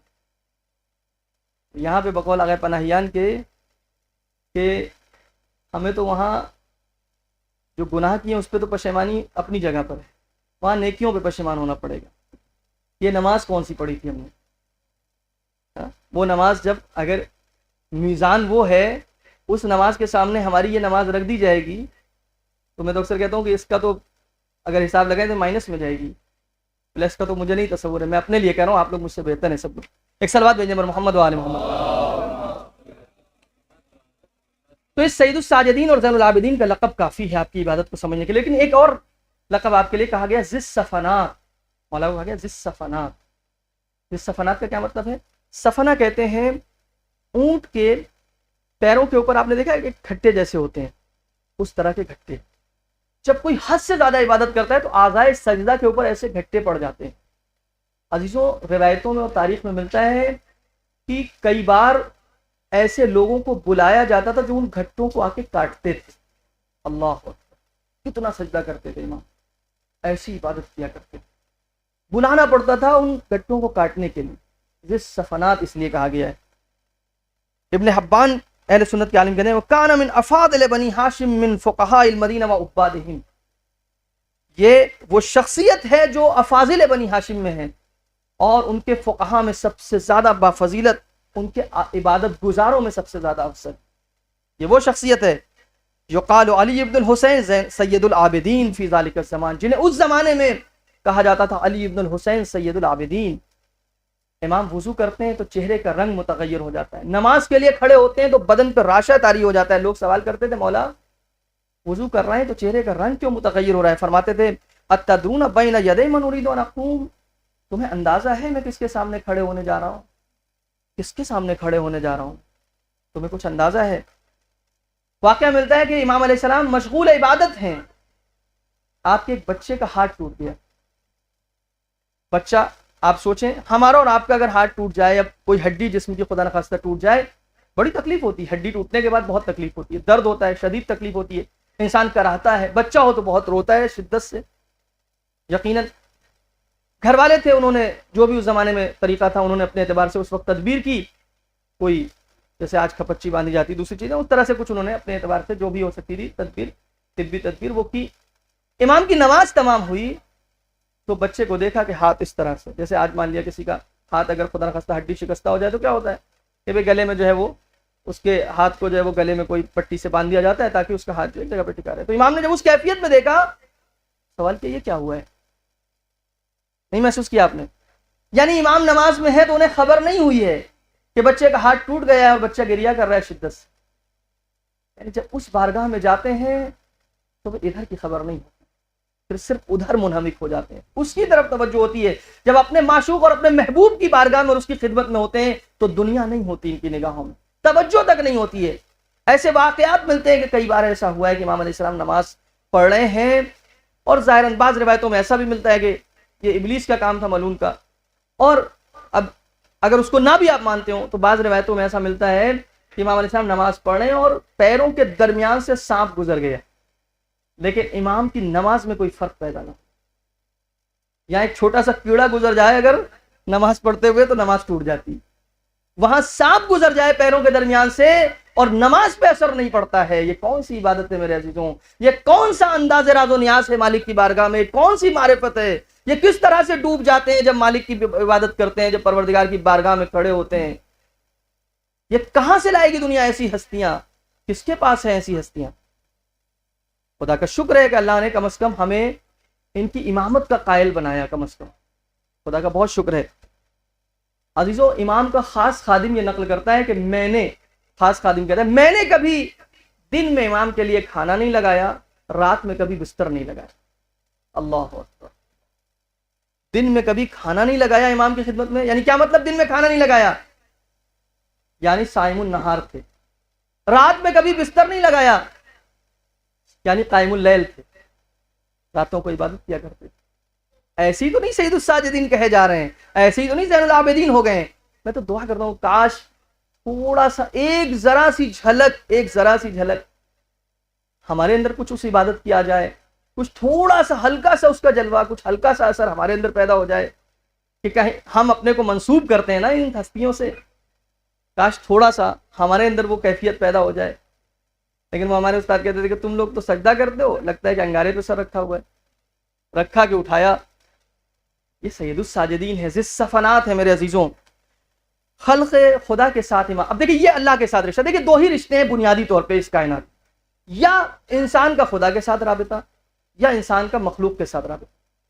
مخلوق میں ہم انسان چونکہ اشرف المخلوقات ہے، میں اس کی بات کرتا ہوں، ورنہ مخلوق میں اللہ کی مخلوق بہت ساری ہے، میں ان ساری مخلوقات کی بات ابھی نہیں کر رہا ہوں۔ لیکن بہرحال ایک رابطہ انسان کا اپنے خدا کے ساتھ ہے، اور ایک رابطہ مخلوق، اور جس میں مخلوق میں اشرف المخلوقات یعنی انسان کے ساتھ۔ 100 خانوادوں کی کفالت کرتے تھے امام سجاد، 100 خانوادوں کی۔ پانچویں امام فرماتے ہیں کہ امام میرے بابا شب کی تاریکی میں خود اپنی پشت پر بوریا لاد کر 100 لوگوں کے لیے روٹی لے جایا کرتے، آذوقہ لے جایا کرتے، 100 خانوادوں کو، اور وہ بھی شب کی تاریکی میں۔ شب کی تاریکی میں جب کوئی آرام کر رہا ہے، رات کی تنہائی ہے، اس میں لے جاتے تھے اور 100 خانوادوں کی کفالت کرتے تھے۔ لوگوں کو پتہ نہیں تھا، 100 خانوادوں کی کفالت کرتے تھے۔ یہ تو بعد میں اندازہ ہوا جب امام کی شہادت ہو گئی، تب ان 100 لوگوں کو پتہ چلا ہے کہ کون تھا آنے والا۔ یہ کوئی اور نہیں تھا، یہ آنے والے چوتھے امام تھے، جو رات کی تاریکی میں چپکے سے آ کر کے مدد کر دیا کرتے تھے۔ اور فرماتے کیا تھے امام؟ فرماتے تھے کہ رات میں صدقہ اللہ کے غضب کو خاموش کرتا ہے، غضب الہی کو خاموش کرتا ہے، رات میں صدقہ۔ کوشش کرنا چاہیے، ہم بھی ایسا کچھ طریقہ اپنائیں۔ میرے استاد یہ کہہ رہے تھے کہ میں نے تھوڑا بہت کوشش کی ہے، البتہ ظاہر ہے کہ ہم لوگ یہ نہیں کہہ رہے کہ ہم وہاں تک پہنچیں گے، لیکن ایک حد تک میں نے کہا تعصی جب کہی گئی ہم سے، کہا گیا تمہارے لیے بہترین نمونے عمل ہیں، تو ہمیں کوشش کرنا چاہیے کچھ حد تک تھوڑا بہت تو نقش قدم پہ چلنے کی کوشش بھر تو کرے، باقی توفیق پروردگار کے ہاتھ میں ہے، خود امام لطف و عنایت کرنے والے ہیں۔ جو استاد ہمارے کہتے تھے کہ میں ایسا کرتا ہوں کہ اپنے بیٹے کو ساتھ میں لیتا ہوں، چھوٹا بیٹا ہے، اور کچھ کھانے کے پیکٹ لیتا ہوں، اور کچھ ایسے غربا مساکین جن کو میں جانتا ہوں۔ اپنے بچے کو کیوں لیتے ہیں وہ بھی انہوں نے بیان کیا، بچے کو لے جاتے ہیں، کھانا ساتھ میں رکھتے ہیں، اور بچے سے کہتا ہوں، میں گاڑی ایک جگہ کھڑی کر کے بچے سے کہتا ہوں یہ کھانے کا پیکٹ ہے، یہ فلاں گھر ہے سامنے، اس کی بیل بجانا، اور بیل بجا کے کھانا وہیں پہ فوراً رکھ دینا، اور رکھ کر کے تم کہیں اور جا کے چھپ جانا، دیکھنا کہ صاحب خانہ آئے اور انہوں نے کھانا اٹھا لیا، لیکن تم نظر نہ ہو، انہیں تمہاری اور ان کی نگاہیں نہ ملنے پائیں، ایک دوسرے کا آمنا سامنا نہ ہونے پائے۔ اس طرح میں چپکے سے جا کر کے رکھ کے آتا ہوں، اور اپنے بچے کو اس لیے لے جاتا ہوں، اور بچے سے یہ کام اس لیے کراتا ہوں تاکہ بچہ یہ سیکھے، بچے کے اندر بھی یہ جذبہ پیدا ہو نا۔ دیکھیں کیسے آپ ان ویلیوز کو انکلکیٹ کریں گے، ایسے ہی تو کریں گے۔ بچہ بتانے سے نہیں سیکھتا ہے، بچہ کرنے سے سیکھتا ہے۔ بتانے سے بچے کچھ نہیں سیکھتے، کرنے سے سیکھتے ہیں۔ ہم اور آپ جب کرتے ہیں تب بچے وہی کرتے ہیں، جو بولتے ہیں وہ بولتے ہیں، جو کرتے ہیں وہ کرتے ہیں۔ کل ایسا ہوتا ہے، اور پھر میں دور سے ان غریبوں کے چہرے پر آنے والی مسکراہٹ سے لطف اندوز ہوتا ہوں، جب وہ دیکھتے ہیں کوئی آنے والا آیا تھا اور وہ چپکے سے خاموشی سے کھانا رکھ کے میرے دروازے پہ چلا گیا ہے، اور وہ ایک بار ادھر ادھر جھانک کے دیکھتے ہیں لیکن کوئی نظر نہیں آتا، اور ان کی آبرو محفوظ ہو جاتی ہے نا۔ دیکھیں بہت اہم مسئلہ ہے کہ غیرتدار انسان کی آبرو محفوظ ہو جائے۔ دینے والے تو بہت ہیں، لیکن دینے کے بدلے آبرو لیتے ہیں لوگوں کی۔ آبرو جب محفوظ ہو جاتی ہے تو پھر وہ چہرے پہ ایک مسکراہٹ پیدا ہوتی ہے، میں اس سے لطف اندوز ہوتا ہوں، میرا بچہ سیکھتا ہے اور میں لطف اندوز ہوتا ہوں، اور پھر یہ سوچتا ہوں کہ شاید اسی کے ذریعے خدا اسی عمل کو قبول کر لے، اور مثلا پروردگار جو ہے وہ اسی کے ذریعے بخشش ہو جائے، اسی کے ذریعے نجات ہو جائے۔ اور تھوڑا سا جو اہل بیت کی تعصی کے لیے اور ان کی پیروی کے لیے کہا گیا ہے، میں شاید ایک قدم اس میں بڑھ سکوں، آگے تھوڑی سی کوشش کر سکوں۔ لہٰذا میرے عزیزوں، امام علیہ السلام کفالت کرتے تھے، تو خلق خدا کے ساتھ ہمارا رابطہ کیسا ہے، مخلوق کے ساتھ ہمارا رابطہ کیسا ہے؟ لوگوں کی خدمت خلق جو ہے نا، بہت بڑی عبادت ہے۔ یعنی وہ امام کہ جو زین العابدین ہے، سید الساجدین ہے، جس کے سجدے مشہور ہیں، جس کی عبادتیں مشہور ہیں، جس کی نمازیں مشہور ہیں، وہ صرف نمازوں کے امام نہیں تھے، وہ نمازوں کے امام نہیں تھے، صرف سجدوں کے امام نہیں تھے۔ آج ہمارے یہاں کیفیت یہ کہ ہمارے یہاں پرسنالٹی اتنی بیلنسڈ ہو جاتی ہے کہ اگر عبادتوں کا ذوق و شوق پیدا ہو گیا تو پھر مسجد میں ملیں گے، نہ گھر والوں کی پرواہ ہے، نہ خدمت، نہ خلق کی پرواہ ہے، دنیا کہاں جا رہی ہے، پڑوسی کے یہاں کیا مشکل پیش آ گئی ہے، رشتہ دار کے یہاں کسی کا انتقال ہو گیا ہے، کچھ پرواہ نہیں، ہم تو بہت بڑے عبادت گزار ہیں، مسجد میں بیٹھے ہوئے ہیں۔ امام کی سیرت بتا رہی ہے کہ اگر عبادتیں کرو اس معراج پہ تو ساتھ میں مخلوق کا خیال رکھو اس انداز میں. صلوات بھیجیں بر محمد و آل محمد. سیرت امام ہے میرے عزیز، سیرت امام. سادگی کا عالم یہ ہے، آج ہم میں سے کسی کے پاس گاڑی آ جائے، خاص طور پہ کسی وقت کار ہو، اور بھی کوئی اچھی کار ہو مثلا مہنگی، اب اگر ہم لکھنؤ میں تو چھوٹی چھوٹی گلیاں بھی ہیں، پرانے لکھنؤ میں خاص طور پہ ہم اگر گزریں گے وہاں سے، اور وہاں پہ کوئی دوسرا آدمی گزر رہا ہو نا، اور مان لیا ہمیں ذرا سا بریک لگانا پڑ جائے، تو پھر اس کے بعد کیا ہوتا ہے آپ لوگ جانتے ہیں.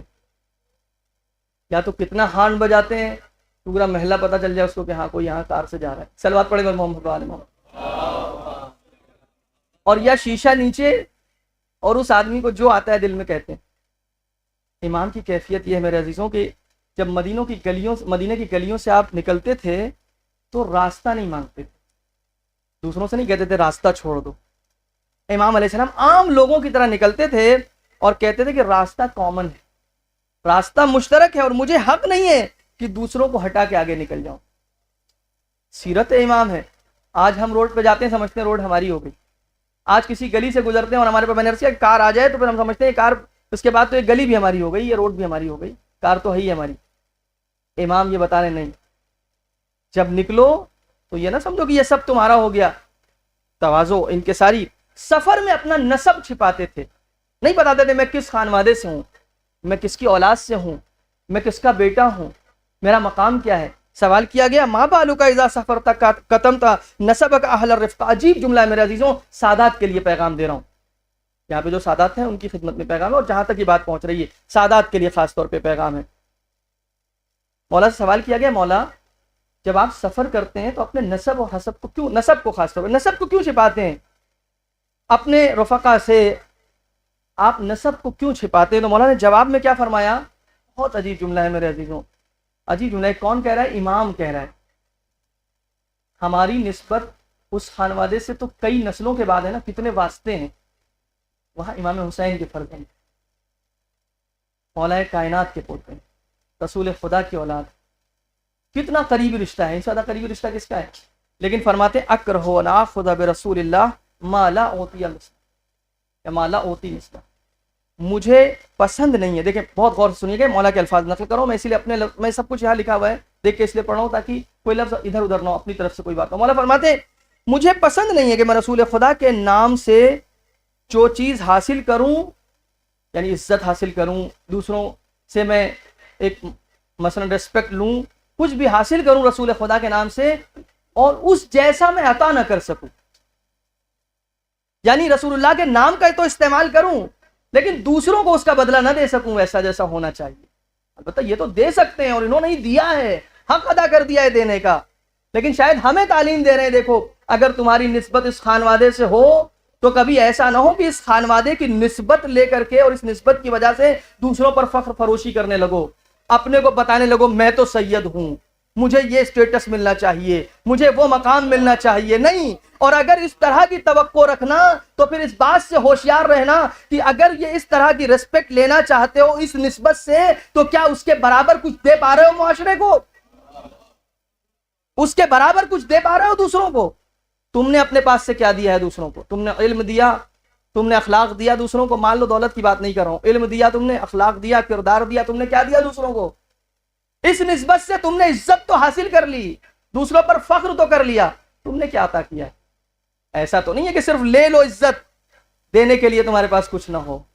آپ دیکھ رہے ہیں بہت بڑی تعلیم ہے ہم سب کے لیے، بہت بڑی چیز. اگر یہی کیفیت تمام افراد کے اندر پیدا ہو جائے اور یہ بات اگر ذہنوں میں بیٹھ جائے میرے عزیزوں تو یہ سادات اور غیر سادات کا معاملہ ختم ہو جائے. کوئی سید کسی غیر سید پہ فخر فروشی نہ کرے اس نسبت کی وجہ سے.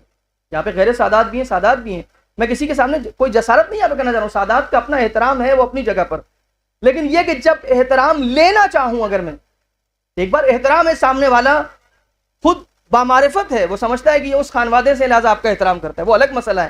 لیکن ایک بار میں توقع کرتا ہوں کہ میں سادات ہوں لہٰذا لوگ مجھے جھک جھک کے سلام کریں، لوگ مجھے خاص اسٹیٹس دیں، مجلس میں پہنچ جاؤں تو مجھے آگے بٹھایا جائے، میں مجمع کو چیرتے ہوئے جا کے صدر مجلس میں بیٹھوں، اگر اس طرح کی توقعات اور ایکسپیکٹیشنز میرے مائنڈ میں ہے تو پھر مجھے سوچنا پڑے گا کہ میں کیا دے رہا ہوں معاشرے کو، میں نے دوسروں کو کیا دیا ہے. آپ غور کر رہے ہیں؟ بہت بڑا درس ہے میرے عزیزوں. اگر اتنے ہی پہ بات روک دوں تو بہت سی باتیں ہو گئی جو میں نے آپ کی خدمت میں عرض کی ہیں، لیکن بس 2-4-10 منٹ اور آپ کی خدمت میں. یہ تو میں نے صرف یہ بحر فضائل کے کچھ قطرے آپ کی خدمت میں پیش کیے، ہے تو بہت کچھ. اب آئے دیکھیں شیعوں کے حالات کیا ہیں. توجہ سے سنیے گا، بس اس پہ میں تھوڑی سی گفتگو کر لوں تاکہ حالات حاضرہ پہ بھی اور اس زمانے کے حالات جو تھے اس پہ تھوڑی سی گفتگو اور روشنی ڈال سکوں. کیونکہ میری ایک عادت ہے، میں چاہتا ہوں کہ آج کے حالات کو بھی ہم سمجھنے کی کوشش کریں اور آج کے حالات پر بھی غور و فکر کریں. عزیزوں، حالات یہ ہیں، مکہ مدینے میں شیعوں کی تعداد کم تھی، بڑی تعداد عراق میں تھی. توجہ کیجیے گا، تاریخ کے اعتبار سے بڑی تعداد شیعوں کی کہاں پر ہے؟ عراق میں. عراق میں بھی جو شیعوں کا مرکز ہے وہ کون سی جگہ ہے؟ کوفہ ہے. کوفے میں مرکز. کوفہ جو کہ شیعوں کا مرکز ہے، بنی امیہ نے وہ شیعوں کی سرکوبی کا مرکز بنا دیا ہے. یعنی وہاں سے شیعوں کو پسپا کیا جا رہا ہے، وہاں پہ شیعوں کو دبایا اور کچلا جا رہا ہے. اور حالات یہ ہو گئے ہیں کہ اب جو سچے شیعہ ہیں اور جو بہت خالص اور مخلص شیعہ آپ کہہ لیں، وہ سب کے سب کربلا میں شہید ہو چکے ہیں. چاہے وہ کوفے کے رہنے والے ہوں، چاہے کسی اور علاقے کو، سب امام حسین السلام سے ملحق ہو گئے جو اس معراج پہ ہیں، اس لیول پہ ہیں. کیونکہ بہرحال شیعوں میں درجات ہیں اپنے آپ میں. اگر شیعہ ایک عام معنی میں لیں ہم تو اس میں بھی سب کے اپنے اپنے درجے ہیں، سب کی اپنی اپنی معرفت ہے. وہ جو بہت خاص معرفت کے حامل ہیں، ظاہر ہے وہ گھر بیٹھنے والے لوگ نہیں تھے، حتیٰ انہوں نے بعد میں بھی توبہ نہیں کی ہے. توجہ کیجیے گا، میں توبہ کرنے والوں کی توہین نہیں کرنا چاہ رہا ہوں، لیکن توبہ کرنا الگ ہے، وقت پہ امام کا ساتھ دینا الگ ہے. دونوں کے مرحلے، ہاں، دونوں کے مقام میں بہت فرق ہے. ایک بار کوئی اس مقام پہ پہنچ جائے کہ اپنے خون کو امام کی راہ میں بہا دے، اپنی جان کا نذرانہ امام کے لیے پیش کر دے اور کربلا کے شہداء میں شامل ہو جائے، اور اس کے بعد پھر ہم اور آپ زیارت پڑھ کے تمنا کریں یا لیتنی کنت معکم، بلکہ ہم اور آپ نے، یہ امام نے چونکہ زیارت تعلیم فرمائی، چھٹے امام نے، یعنی گویا چھٹے امام کے الفاظ ہیں، یا لیتنی کنت معکم فافوز فوزا عظیما، اے کاش ہم بھی آپ کے ساتھ ہوتے کہ ہم بھی اس عظیم کامیابی پہ پہنچتے. وہ عظیم کامیابی حاصل ہوتی ہے. ظاہر ہے یہ بہت بڑی کامیابی ہے جو ان کو حاصل ہو گئی ہے. تو جو خاص شیعہ ہیں وہ شہید ہو چکے ہیں. اب اس کے بعد جو دوسرے شیعہ بچے ہوئے ہیں، اب اس میں درجات کے اعتبار سے کچھ ابھی کوفے میں ہیں کہ جنہوں نے حالات کی وجہ سے کیا کر رکھا ہے؟ اپنے کو مخفی کر رکھا ہے، اور ابھی ظاہر نہیں ہو رہے ہیں، انہوں نے اپنے آپ کو مخفی کر رکھا ہے. اس کے بعد پھر کیا حالات پیدا ہوتے ہیں کہ بعض اس میں سے کھڑے ہوتے ہیں، قیام کرتے ہیں، قیام توابین جو آپ نے سنا ہوا ہے اور مشہور ہے، جناب سلیمان ابن سورد خزائی کی سربراہی میں ایک قیام ہوتا ہے، قیام توابین، جس میں بعض لوگوں کو یہ احساس ہوتا ہے کہ ہم کربلا کیوں نہ گئے، ہم نے امام کا ساتھ کیوں نہ دیا. اس بات پہ پشیمان ہوتے ہیں، توبہ کرتے ہیں، قیام کرتے ہیں. تو بہرکیف اب یہ کہ اب آپ دیکھیں، یعنی سچے شیعہ جو بہت خاص شیعہ تھے، مخلص تھے، وہ ختم ہو گئے. اب وہ شیعہ بچے ہیں جو یا تو مخفی ہیں اور یا پھر اب کوئی ایسا شیعہ ہے نہیں. یعنی آپ سمجھ رہے ہیں شیعت کس نقطے پہ پہنچ گئی ہے، تشیع کس نقطے پر ہے. اب آپ غور کریں، یعنی مولا کائنات اسلام کا دور نہ دیکھیے، امام حسن مصطفیٰ کا دور نہ دیکھیں. اب یہ کہ امام اور وہ بھی آپ دیکھیں امام حسین علیہ السلام کو شہید کرنے کے بعد، توجہ کیجیے گا، امام حسین علیہ السلام جیسی عظیم ہستی کو شہید کرنے کے بعد، کہ جس کے احترام کو، جس کی عزت کو اور جس کے مقام و مرتبے کو خود اصحاب نے دیکھا تھا اپنی نگاہوں سے، رسول اللہ کی محبت کو دیکھا تھا، اس کے بعد دشمن یہاں پہنچ گیا کہ اس نے امام کو اس انداز سے قتل کر دیا، مظلومانہ طریقے سے. نہ صرف یہ کہ امام کو قتل کر دیا، بلکہ اس کے بعد امام کے خانوادے کو اور امام کی ناموس کو بے حرمتی کر کے اسیر کر لیا.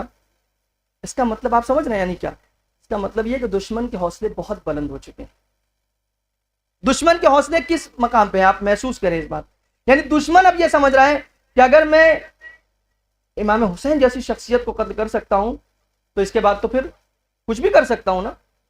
ادھر سے جو چاہنے والے ہیں ان کے اوپر بھی ایک خوف طاری ہے کہ اگر دشمن یہ کر سکتا ہے، فرزند رسول کے ساتھ ایسا سلوک کر سکتا ہے، تو پھر ایک عام شیعہ کی حیثیت کیا ہے، ایک عام چاہنے والے کی حیثیت کیا ہے. تو آپ سمجھ رہے ہیں ایک ڈر کا ماحول حاکم ہے. تشیع کس مقام پہ پہنچ رہی ہے، شیعت کہاں پہنچ رہی ہے. حالات یہ ہیں امام کے دور کے میرے عزیزوں.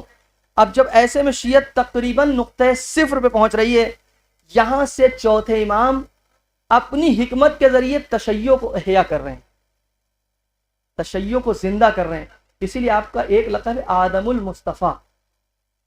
آدم المصطفیٰ کیوں کہا؟ کہ یہ وہ ہیں جنہوں نے گویا کہ رسول اللہ کی نسل کو پھر سے زندہ کیا، اور اس کے ساتھ یہ بھی ہے کہ پھر گویا تشیع کو بھی آپ نے آگے بڑھایا. یعنی تشیع صفر پہ پہنچ رہی ہے تقریباً، لوگ چھپے ہوئے ہیں، لیکن یہاں پہ امام نے شیعوں میں ایک نئی جان ڈالی ہے، ایک نئی روح پھونکی ہے، اور پھر سے ان کے اندر اعتماد بحال کیا ہے. لیکن اب یہاں جو امام نے کام کیا میرے عزیزوں، آپ غور کریں، حالات اتنے سخت ہیں کہ نہ امام کسی قیام میں شریک ہوتے ہیں، نہ کھل کر کسی قیام کی حمایت کرتے ہیں، کیونکہ 2 قیام ہوئے امام کے سامنے، ان دونوں قیام میں سے کسی میں بھی امام کھل کے حمایت نہیں کرتے، چونکہ معلوم ہے اگر کھل کے حمایت کریں گے تو دشمن شیعہ جتنے بھی بچے ہیں تھوڑے بہت، یا جو چاہنے والے بچے ہیں، ان کو ٹارگٹ کر کے بالکل ختم کر دے گا. لہٰذا امام کا ان کے ساتھ ظاہری طور پہ ہونے کا مطلب کچھ اور، اس لیے امام ظاہری طور پہ نہیں ہے ساتھ. نہ ہی امام خطبے دے رہے ہیں، نہ امام حماسی اشعار پڑھ رہے ہیں، نہ امام جنگ کر رہے ہیں. امام اس اسلحے کا استعمال کر رہے ہیں جو مومن کا خاص اسلحہ ہے. اب ان حالات میں کہ جب حالات اتنے خفقانی ہیں تو اس میں امام اس اسلحے کو استعمال کر رہے ہیں جو مومن کا خاص اسلحہ ہے، یعنی دعا. دعا کے ذریعے امام شیعت کو بچا رہے ہیں. اور پھر وہ دعائیں صرف راز و نیاز نہیں، اگر کوئی دعاؤں کو پڑھے اور اس پہ غور کرے، دیکھیں آپ، جہاں بنی امیہ نے اہل بیت کے مقام کو کہاں پہنچا دیا، وہاں پر آپ دیکھیں دعاؤں میں کچھ جملے ہیں جو آپ کو ریپیٹڈ ملیں گے، آف ریپیٹنگ ملیں گے آپ کو، وہ جملے بہت مرتبہ آپ کو ملیں گے امام کی دعاؤں میں، جس میں صلوات، اور وہ بھی صلوات، مکمل صلوات محمد و آل محمد علیہ السلام کے اوپر. آپ بھی ایک درود بھیجیں محمد و آل محمد،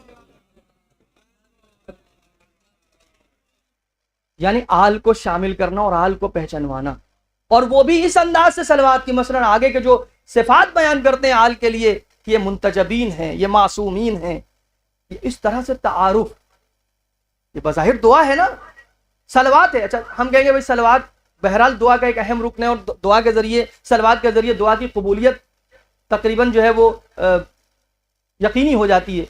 بعض روایتیں ہمارے پاس ایسی ہیں کہ جب صلوات کے سائے میں دعا جاتی ہے تو اللہ کو حیا آتی ہے کہ اس دعا کو رد کر دے، جب درود کے سائے میں، اس لیے کہا گیا کہ دعا کی شروع اور آخر میں صلوات بھیجو. چنانچہ صلوات ہمیں لگ رہا ہے کہ صلوات صرف اس لیے ہے کہ دعا کا حصہ ہے، لیکن نہیں، اس کے ساتھ ساتھ مقام اہل بیت کو احیا کر رہے ہیں. پہچانوانے کی بنی امیہ نے مقام اہل بیت کو کس طرح سے مخدوش کیا ہے، اب پہچانوانے شخصیت کیا. اس کے علاوہ امامت کو پہچانوا رہے ہیں دعاؤں کے ذریعے. ظالمین کے سلسلے میں جو الفاظ ہیں، اور ظالم و جابر حکام کی سیاست کو جس طرح سے امام نے اپنے دعاؤں کے ذریعے بے نقاب کیا ہے، آپ دعاؤں میں جا بجا ان الفاظ کو دیکھیں گے تو یہ صرف ایک دعا نہیں ہے، دعا کے ذریعے ایک بہت بڑا مشن ہے جو امام چلا رہے ہیں. اس 35 سال یعنی شیعت کو بھی بچانا ہے، شیعوں کی جان و مال و ناموس کا تحفظ بھی کرنا ہے، عقائد کو بھی بچانا ہے، شیعی عقائد کو، امامت کا مقام و مرتبہ بھی پہچانوانا ہے، درود کو اس طرح رائج کرنا ہے جیسے رسول نے بتایا ہے. آپ توجہ کیجیے، یہ ساری چیزیں اس دعا کے اندر موجود ہیں. ظالموں کے مقابلے میں ہمارا سٹینڈ کیا ہونا چاہیے وہ بھی امام بتا رہے ہیں. اور یہ کہ زمین ہموار کر رہے ہیں ابھی نہیں، لیکن بعد کے لیے 5ویں امام اور 6ٹھے امام کے لیے زمین ہموار کر رہے ہیں. ٹھیک ہے، آج کم ہے نا لوگ، ابھی سے میں حالات تیار کر دوں، آج یہ کم ہے، لیکن کل میرے بیٹے کے دور میں، اس کے بعد میرے پوتے کے دور میں، پھر یونیورسٹی بنے گی، پھر لوگ آئیں گے، پھر تعلیم حاصل کریں گے، پھر علوم آل محمد نشر ہوں گے. یعنی گویا وہ شیعت جس کی نبض ڈوب رہی تھی، اس کو چوتھے امام نے اپنی حکمت عملی سے زندہ کر دیا ہے، اور آگے کے لیے حالات تیار کر دیے. میرے عزیزوں، باتیں اور بھی تھی سیرت میں، لیکن اب میں چھوڑ رہا ہوں اس لیے کہ وقت نہیں. عرض کرتا آپ کی خدمت میں، یہ تو صرف ایک پہلو ہے، دعا جو مشہور ہے. اور کیا کیا کیا ہے امام علیہ السلام نے آپ کی سیرت میں. ایک تھوڑا سا گوشہ پیش کر دوں، چونکہ اگر یہ نہ کہوں یا بیان نہ کروں تو بہرحال بات مجھے لگتا ہے تھوڑا تشنا رہ جائے گی، اور شاید ایک حد تک امام کے ساتھ انصاف نہ ہو. آج ایک ہی موقع ہے کہ اس میں تذکرہ ہو جائے امام کا. امام نے ایک اور عظیم کارنامہ جو انجام دیا وہ کیا ہے معلوم ہے آپ کو؟ اب دیکھیں، شیعوں کی تعداد کم ہو گئی ہے نا، چاہنے والے کم ہیں. اب امام کیا کرتے ہیں؟ امام، تاریخ کہہ رہی ہے، غلام خریدتے ہیں، تربیت کرتے ہیں، آزاد کر دیتے ہیں. غلام خرید رہے ہیں، تربیت کرتے ہیں، آزاد کر دیتے ہیں. یعنی کیا؟ یعنی یہ کہ میں نے کہا نا تشیع کو زندہ کر رہے ہیں, تعداد بھی تو بڑھانا ہے نا, تعداد بھی تو بڑھانا ہے. اچھا, اور تاریخ کہہ رہی ہے کہ امام کو ضرورت نہیں ہوتی تھی غلاموں کی, یعنی غلاموں کی کتنے غلام چاہیے تھے, غلاموں کی ایسی ضرورت نہیں تھی. اور یہ تو وہ ہستیاں بھی نہیں تھی جنہیں کوئی اشرافیت چاہیے ہو, نہیں, سادہ زندگی بسر کرنے والی ہستیاں, ان کو غلاموں کی ضرورت نہیں تھی. کئی وجہ تھی. ایک وجہ یہ تھی کہ اس وقت غلاموں کی حالت بڑی سخت ہو چکی تھی, بنی امیہ نے بڑی سختیاں روا رکھی تھیں غلاموں اور کنیزوں کے اوپر, شدید مظالم ہوتے تھے.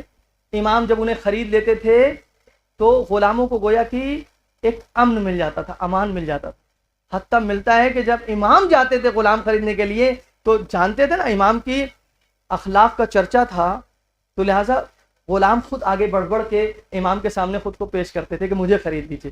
یعنی جانتے تھے اگر انہوں نے خرید لیا تو بظاہر غلام ہوں گے, یہ ہمیں آزاد کر دیں گے, جسمانی طور پر بھی بعد میں آزاد کر دیں گے. اور سب سے بڑی آزادی تو نفس کی آزادی ہے نا, وہ حریت جو روح کے اندر پیدا ہو جائے وہ ان کے گھرانے سے ملے گی. جو سمجھدار تھے وہ جانتے تھے میرے عزیزوں. چنانچہ یہ ہوتا تھا, تاریخ قریب تقریباً, توجہ کیجئے, تاریخ قریب تقریباً 1,00,000 غلام, 1,00,000 غلام امام نے خریدے اور آزاد کیے. اللہ, البتہ یہ بات سمجھ میں آ رہی ہے آپ کی, 1,00,000 غلام خریدنا اور 1,00,000 غلاموں کو آزاد کرنا, غلام پیسوں سے خریدے جاتے تھے. اس کا مطلب امام کے پاس تھی وہ حیثیت, ہمارے پاس بھی ہونا چاہیے. یہ بھی ایک پیغام ہے ساتھ میں. ہمارے ائمہ جو تھے وہ یہ نہیں تھے کہ وہ مثلا نادار لوگ ہوں, نادار نہیں تھے, مفلس نہیں تھے, مفلسوں جیسی زندگی ضرور بسر کی ہے, مفلس و نادار نہیں تھے. اتنی صلاحیت تھی تب تو اتنے غلام خریدے اور ان کو آزاد کیا. کیا کرتے تھے, کسی غلام کو 1 سال رکھتے تھے, اسے 1 سال رکھنے کے بعد جب اس کی تربیت ہو جاتی تھی تو اسے راہ خدا میں آزاد کر دیا کرتے, چھوٹے چھوٹے بہانوں پہ آزاد کر دیا کرتے تھے. ایک کنیز پانی کا ظرف لے کر کے امام کی خدمت میں آ رہی ہے, پانی کا ظرف اس کے ہاتھ سے چھوٹ گیا, امام کے ہاتھ پہ گرا اور پھر آپ کے چہرے پہ لگا, چہرہ زخمی ہو گیا. کنیز ڈر گئی, اس نے فوراً آیت کی تلاوت کی, بالکاظمین الغیظ, غصے کو پی جانے والے. امام نے کہا میں نے غصے کو پی لیا. اس نے کہا والعافین عن الناس, کہا میں نے تجھے معاف کر دیا. کہا واللہ یحب المحسنین, کہا جاؤ میں نے تجھے راہ خدا میں آزاد کر دیا. آیت کا ایک ایک حصہ پڑھتی جاتی تھی, امام اپنے کرم کو ظاہر کرتے جاتے تھے. عزیزوں, کسی غلام کو 6 مہینے رکھتے تھے, تربیت کرتے تھے, آزاد کر دیتے تھے. یعنی یہ کون آزاد ہو رہا ہے, یہ آزاد ہو کر کے کوئی چاہنے والا بن رہا ہے. اور نہ صرف یہ کہ چاہنے والا بن رہا ہے, جب امام کے گھر میں تربیت ہوگی تو یہ علوم اہل بیت کو جا کے نشر کرے گا, سیرت اہل بیت کو آگے پہنچائے گا. چنانچہ ایک چھوٹا سا واقعہ پڑھ کر زحمت تمام کروں. ایک غلام ہے, مدینے میں سوکھا پڑ گیا ہے, امام کے گھر کا تربیت یافتہ غلام ہے. ایک شخص یہ بیان کرتا ہے کہ قحط کا عالم ہے, سوکھا پڑا ہوا ہے, لوگ ایک صحرا میں آئے ہوئے تھے, وہاں پہ لوگ دعائیں کر رہے تھے بارش کے لیے. میں نے ایک شخص کو دیکھا کہ ایک پہاڑی میں ایک گوشے پر بیٹھا ہوا کچھ دعا کر رہا ہے. میں اس کے قریب گیا, قریب جانے کے بعد میں نے جب کان لگا کے سنا تو کہہ رہا تھا کہ اے خدا, تو ہم بندوں کو جانتا ہے کہ ہم کیسے ہیں, لیکن اے اللہ اپنی رحمت کو ہم سے دریغ نہ فرما. تو اس کے جملے عجیب تھے کہ میں نے جیسے ہی جملے سنے, دیکھا ابھی یہ جملے پورے نہ ہوئے تھے کہ ایک دم سے آسمان میں بادل آ گئے, بارش ہونے لگی. میں سمجھ گیا کہ یہ جو ہو رہا ہے یہ اس کے جملوں کا اثر ہے. میں اس کے پیچھے پیچھے ہو لیا, اس کے بارے میں معلوم کیا یہ کون ہے. کسی نے کہا یہ غلام ہے زین العابدین. کون ہے؟ چوتھے امام کا غلام. دیکھیں غلاموں کو کہاں پہنچا دیتے ہیں, غلاموں کو کس مقام پہ پہنچا دیا ہے. یہ دعا کریں تو الگ ہی بات ہے, غلام دعا کریں تو بارش ہونے لگے. ایسی تربیت کر دی ہے چوتھے امام نے. چنانچہ وہ کہتا ہے میں پیچھے پیچھے گیا, چوتھے امام کی خدمت پہ پہنچا اور میں نے یہ طے کیا کہ میں اس غلام کو خریدوں گا, لیکن اس لیے نہیں کہ میں اس سے خدمت لوں, اس لیے کہ میں اس کی خدمت کروں, میں اس کی خدمت کروں. ہے ایسا یہ بھائی, ایسا کوئی اللہ والا انسان ہو, وہ ولی خدا ہے. یہ دکھنے میں غلام ہے نا, لیکن یہ کہاں پہنچا ہے, کس مقام پہ. یہ دعا کرتا ہے, باقی لوگ دعا کر رہے ہیں لیکن پوری نہیں ہوتی, یہ دعا کرتا ہے اور اس کو دعا میں فوراً اثر ہو جاتا ہے. مستجاب الدعویٰ ہے, کوئی معمولی انسان تو نہیں ہے. میں چوتھے امام کی خدمت میں پہنچا, میں نے کہا مولا آپ کا ایک غلام ہے, میں اسے خریدنا چاہتا ہوں, البتہ اس لیے نہیں کہ اس سے خدمت لوں, اس لیے کہ اس کی خدمت کروں. مولانا نے سوال کیا کون سا غلام؟ اس کا مطلب بہت سارے غلام ہیں. کون سا غلام ہے؟ اس نے نشاندہی کی فلاں غلام ہے, اب بلایا جائے. اس کو بلایا گیا, اس نے کہا کہ میں تمہیں خریدنا چاہتا ہوں, اور اس لیے بھی نہیں خریدنا چاہتا ہوں کہ تم سے مجھے کوئی خدمت چاہیے, میں اس لیے خریدنا چاہ رہا ہوں میں تمہاری خدمت کروں گا. آپ کو معلوم ہے جو ان کے ہاں تربیت پالیں وہ معنی میں کیا کہتا ہے؟ کیوں مجھے میرے محبوب سے جدا کرنا چاہتے ہیں؟ اللہ اکبر، کیوں مجھے میرے محبوب سے جدا کرنا چاہتے ہیں؟ اور آخر تم میری خدمت کیوں کرنا چاہتے ہو؟ کہا نہیں، میں نے جو دیکھا ہے وہ کسی نے نہیں دیکھا۔ تم نے کیا دیکھا ہے؟ میں نے یہ دیکھا کہ تم وہاں اس گوشے میں دعا کر رہے تھے، گوشے خلوت، اور تمہاری دعا بھی پوری نہ ہوئی تھی کہ آسمان سے بارش نازل ہونے لگی۔ میں سمجھ گیا کہ یہ دعا جو ہے تمہاری دعا کا اثر ہے۔ اس کے بعد اس غلام نے عجیب جملے کہے، اللہ اکبر، کیا معرفت عطا کر دیتے ہیں یہ اس گھرانے کے لوگ۔ امام نے کس مقام پہ پہنچا دیا غلاموں کو۔ ایک مرتبہ اس غلام نے مالک کی بارگاہ میں ہاتھوں کو بلند کیا، پروردگار، اب تک یہ میرے اور تیرے درمیان ایک راز تھا، لیکن آج جب یہ راز آشکار ہو گیا تو مجھے دنیا سے اٹھا لے۔ تاریخ کہہ رہی کہ بس اس کے بعد اس کا دم نکل گیا۔ کہاں پہنچا دیا امام نے، اللہ اکبر، تصور کریں میرے عزیزوں، غلاموں کو کہاں پہنچا دیا۔ یہ وہ گھرانہ ہے جو کریم گھرانہ ہے۔ بہت سی باتیں چھوڑ دی، انشاءاللہ پھر کبھی عرض کروں گا آپ کی خدمت میں۔ شب شہادت، چند جملے امام کے مصائب کے سن لیں۔ شب آخر ہے امام کی، آخری رات ہے زندگی کی۔ امام باقر کو طلب کیا اپنے بیٹے کو، بیٹا میرے لیے وضو کے لیے پانی لے آؤ۔ پانچویں امام وضو کا پانی لے کر کے آتے ہیں۔ امام نے وضو کیا، وضو کرنے کے بعد بیٹے سے فرمایا، اے باقر، یہ میری آج آخری رات ہے، یہ میری زندگی کی آخری رات ہے، ایک وصیت کرتا ہوں تمہیں، آپ کرم کو محسوس کریں، جانوروں کے لیے کتنا کرم۔ کہ میری ایک ناقہ ہے جس پہ میں نے 22 حج کیے ہیں اور میں نے کبھی اسے ایک بار بھی کوئی تازیانہ نہیں مارا۔ کہ دیکھو میرے بعد اگر اس کے آب و دانے کا انتظام نہ ہو سکے تو اسے آزاد کرنا اور اس کے آب و دانے کا خیال رکھنا۔ اس طرح سے امام نے، وہی انداز ہے نا جو مولا علی کا ہے کہ جاتے ہوئے کہہ رہے ہیں اگر ان مرغابیوں کے دانوں کا انتظام نہ ہو سکے تو انہیں آزاد کر دینا، یہ بے زبان جانور۔ اور جانوروں کو بھی ایسی محبت ہے کہ وہ قدموں میں لپٹ جاتے ہیں، جاتے ہوئے مولا کو روک رہے ہیں مسجد، جان رہے ہیں کہ اب یہ مسجد جائیں گے تو واپس نہ آئیں گے۔ یہاں امام اپنے فرزند کو وصیت کر رہے ہیں ناقہ کے سلسلے میں۔ بہرحال محبت دو طرفہ ہوتی ہے، حقیقی محبت، آپ کو معلوم ہی ہے نا، حقیقی محبت دو طرفہ ہوتی ہے۔ چوتھے امام کس عالم میں دنیا سے گئے ہیں ابھی وہ ساری تفصیلات نہیں پڑھ سکتا ہوں، جیسا کہ ہے کہ ولید ابن عبد الملک نے زہر دلوایا امام کو اور امام کی شہادت ہوئی۔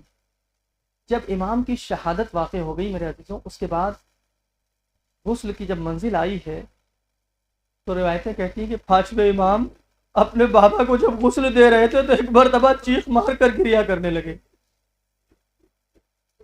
چیخ مار کر گریا کرنے لگے میرے عزیزوں۔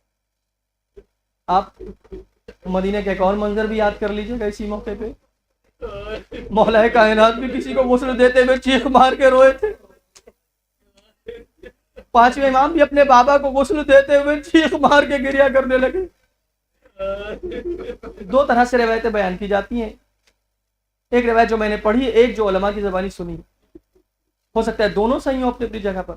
ایک روایت میں جو پڑھا ہے اس میں کہا کہ امام سے جب سوال کیا گیا مولا آپ نے ایسے گریا کیوں کیا؟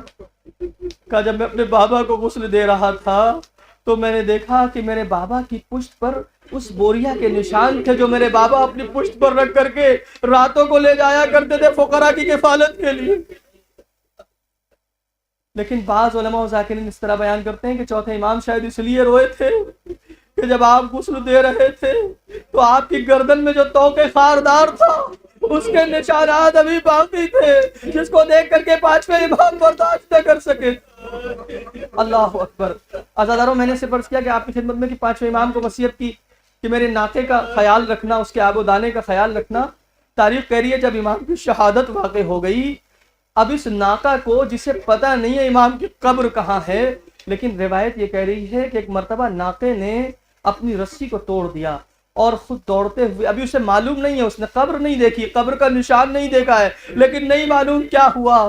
میں نے کہا نا کہ محبت کا رشتہ ہے، وہ ناقہ دوڑتی ہوئی امام کی قبر تک پہنچ گئی اور جانے کے بعد اپنا منہ امام کی قبر پہ رکھ دیا اور گریا کرنے لگی۔ اور اپنی زبان میں اس انداز سے گریا کرتی تھی کہ جو بھی اس کے گریے کو دیکھتا تھا وہ گریا کرنے لگتا تھا۔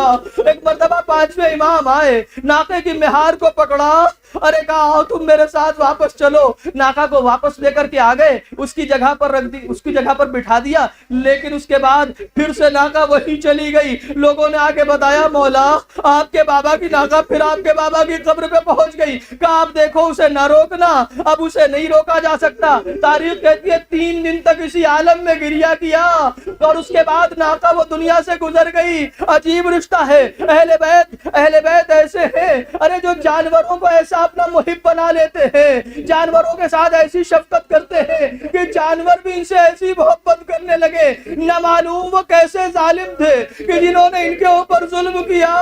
اللہ اکبر۔ ایک جملہ چوتھے امام کی خدمت میں شب شہادت عرض کر دوں، اے آقا، ارے تاریخ یہ کہہ رہی ہے کہ جب آپ کی شہادت ہوئی، جب آپ کی شہادت واقع ہوئی تو آپ کو جنت البقیع میں آپ کے اپنے محترم امام حسن کے پہلو میں دفن کیا گیا، اور جب آپ کی شہادت واقع ہوئی تو جنازہ بڑی شان سے اٹھا تھا، مدینے کے تمام لوگ آپ کے جنازے میں آئے تھے۔ تاریخ کہتی ہے کوئی ایک انسان ایسا نہ تھا مدینے میں جس نے چوتھے امام کے جنازے میں شرکت نہ کی ہو۔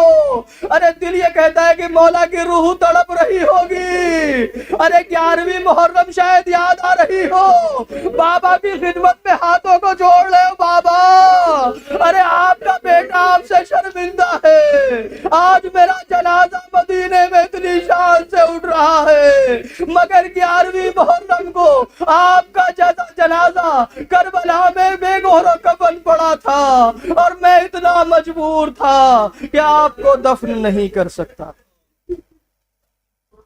الا لعنۃ اللہ علی القوم الظالمین، سيعلم الذين ظلموا أي منقلب ينقلبون، إنا لله وإنا إليه راجعون۔ ماتم